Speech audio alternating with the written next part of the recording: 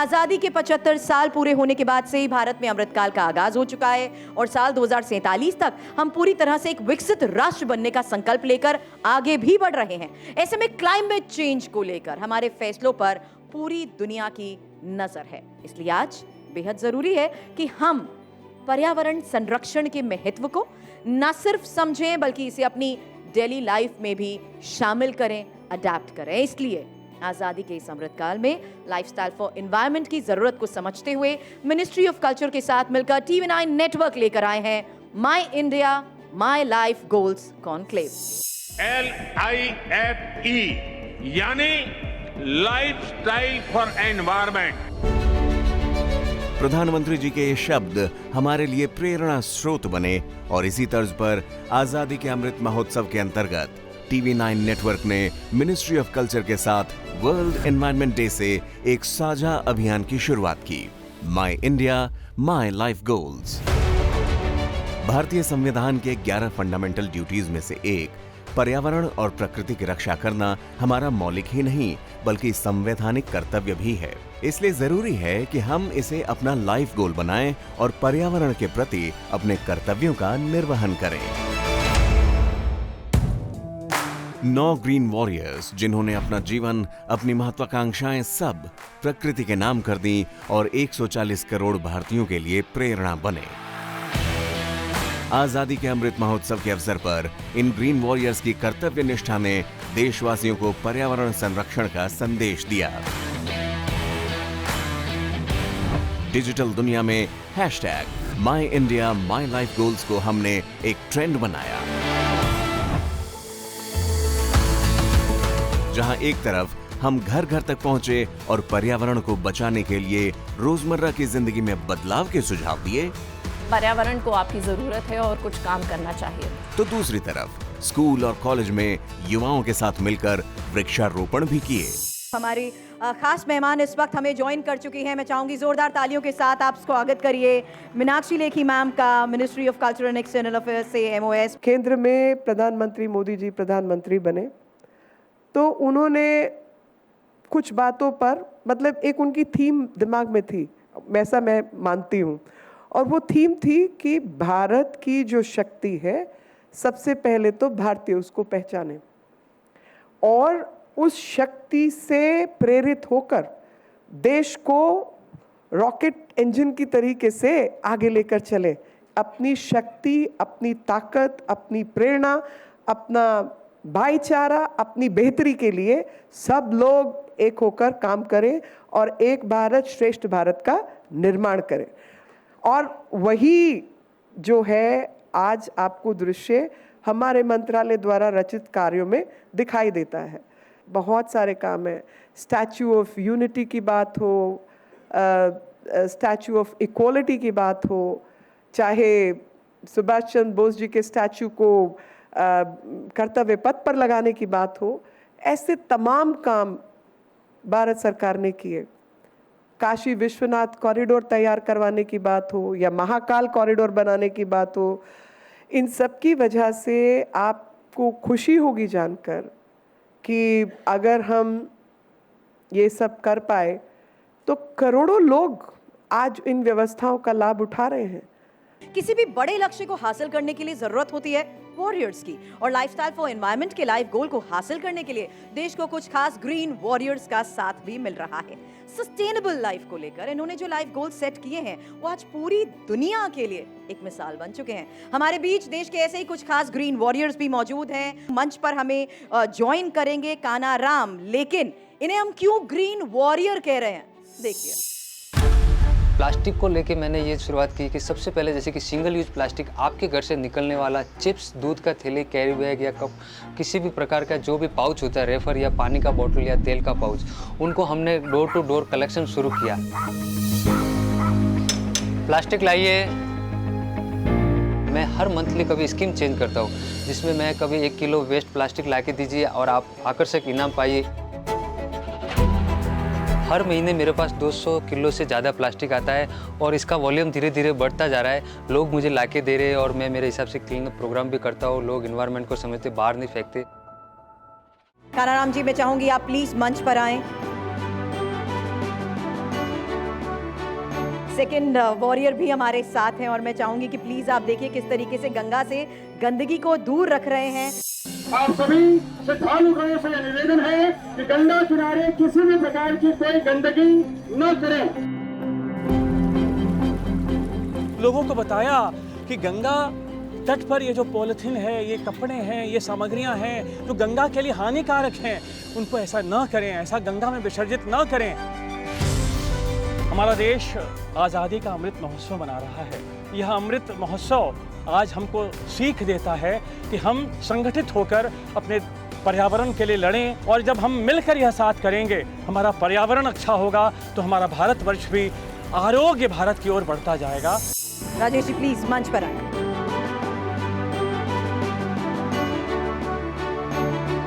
Third green warrior Devendra सुरा इस वक्त हमारे साथ है। 2011 में मैं चंडीगढ़ पुलिस में कांस्टेबल के पद पर भर्ती हुआ और वहाँ की हरियाली को देखा, इतना हरा भरा शहर को देखा, और उसी समय मेरे भी मन में बीजारोपण हुआ।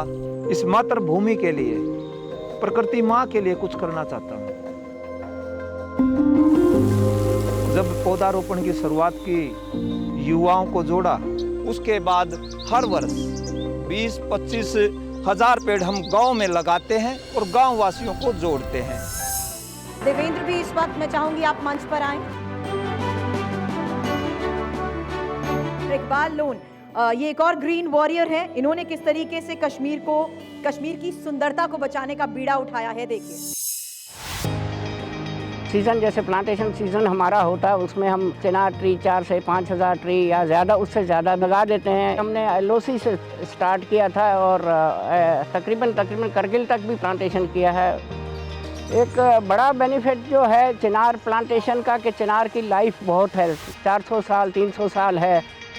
हम आज़ादी का अमृत महोत्सव मना रहे हैं, तो इसके लिए हमें कोशिश करनी चाहिए कि ज़्यादा से ज़्यादा फॉरेस्टेशन हो।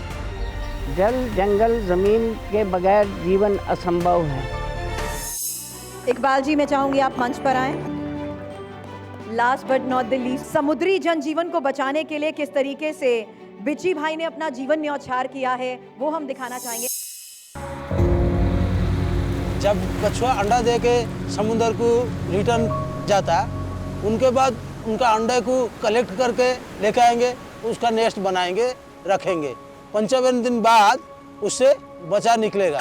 उनके बाद उनको काउंट करके हम लोग लेके समुद्र में छोड़ेंगे। पूरा लाइफ मेरे दे दिए है समुद्र को, इसीलिए मैं शादी को भूल गया, वाइल्ड लाइफ को कंजर्वेशन करने में लगा है।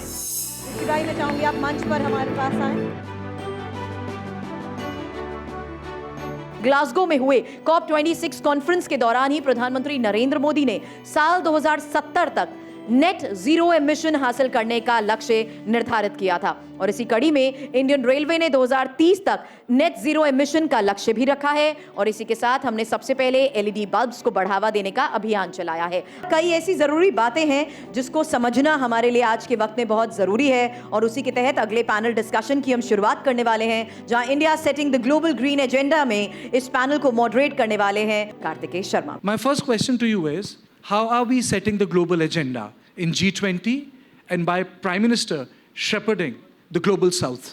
India is going to play a very important role in shaping the new discourse on climate change globally, because India is a rising economy. India is going to be the third largest economy in the world.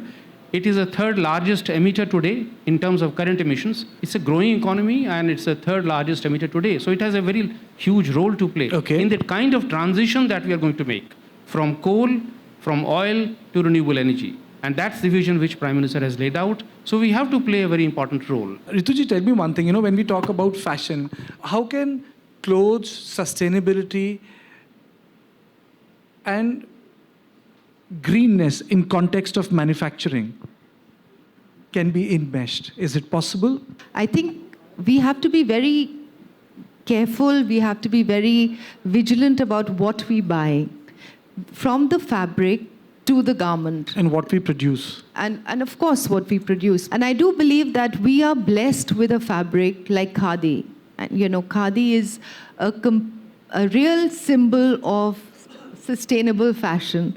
It's a real symbol of a green fabric. There is zero carbon footprint.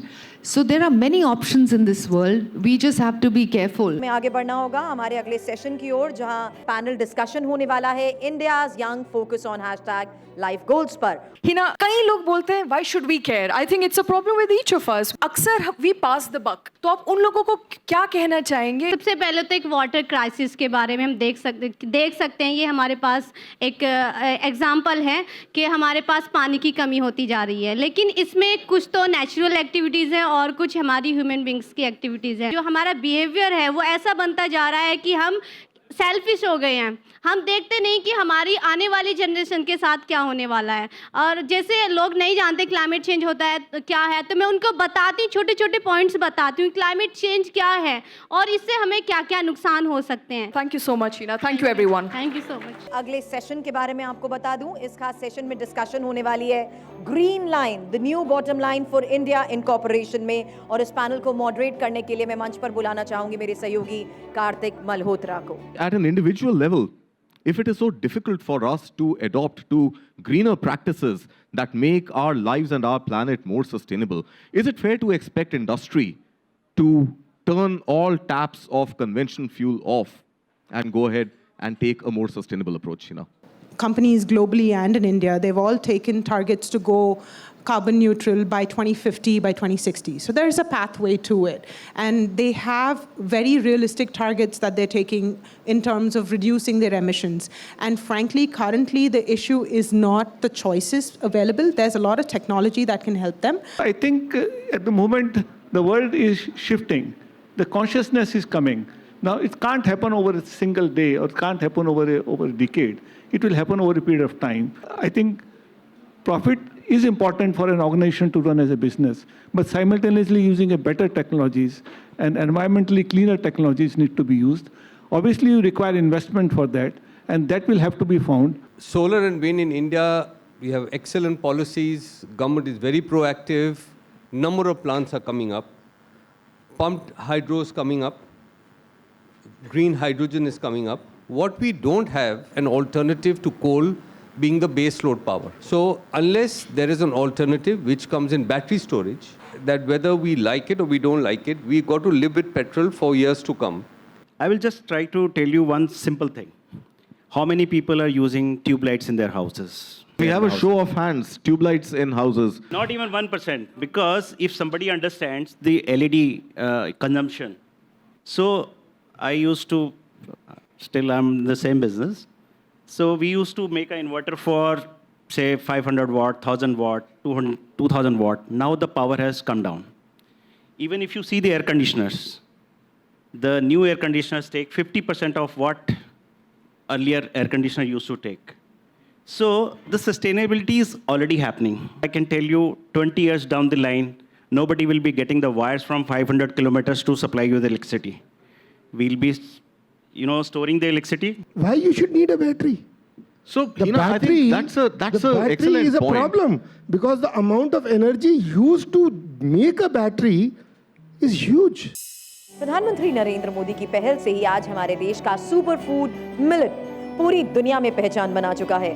Life goals को पूरा करने में super food से जुड़े ऐसे कई और खास फैक्ट्स पर आगे अगली पैनल डिस्कशन में होगी चर्चा। मिलेट्स सुर मेरा तुम्हारा। This is one magic bullet, millets. It's a nature smart, it's a climate smart, it's a health smart, it's a nutrition smart. ये आयुर्वेद से जुड़ा हुआ है, योगा से जुड़ा हुआ है, बड़ी सारी कनेक्शंस हैं इसमें हमारे हेरिटेज में। अच्छी बात तो है, अग्रीएबल है, लोग अग्री करते हैं। पर आप उनसे पूछोगे आप बनाते क्या हो मिलेट्स में? नहीं जी, हफ्ते में एक बार कभी कुछ बना दिया। ये यूसेज नहीं हो रही, consumption and it is not because they don't want to do it, they don't know what to make with it. कि हम एनवायरनमेंट की बात कर रहे हैं तो हम चारों तरफ के एनवायरनमेंट की बात कर रहे हैं, बट हमारे अंदर जो एनवायरनमेंट है, ये जैसा बाहर का एनवायरनमेंट होता है ऐसे हमारे शरीर के अंदर भी एनवायरनमेंट होता है।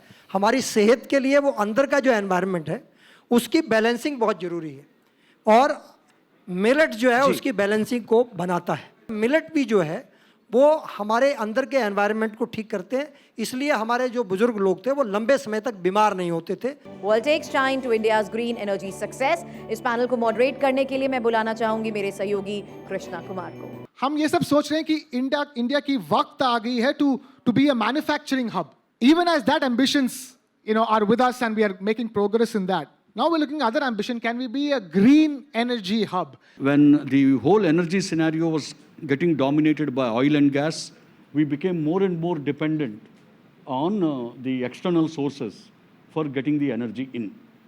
For the first time, we have an opportunity to use our solar resources, solar radiation, an opportunity to use our water flows, an opportunity to use our wind resources. On the solar side, other than China, we will be the biggest. I think we will compete with the US.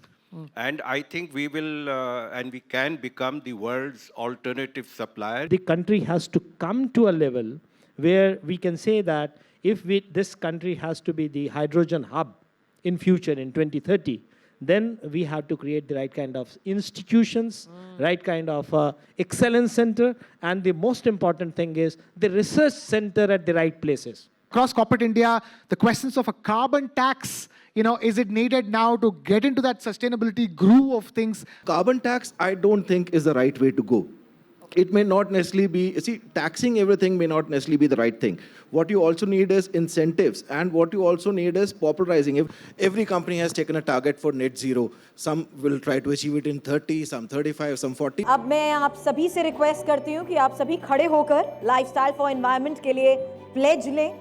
हम प्रतिज्ञा करते हैं कि हम हमारे environment को बचाने के लिए अपनी रोज की जिंदगी में हर संभव बदलाव लाएंगे।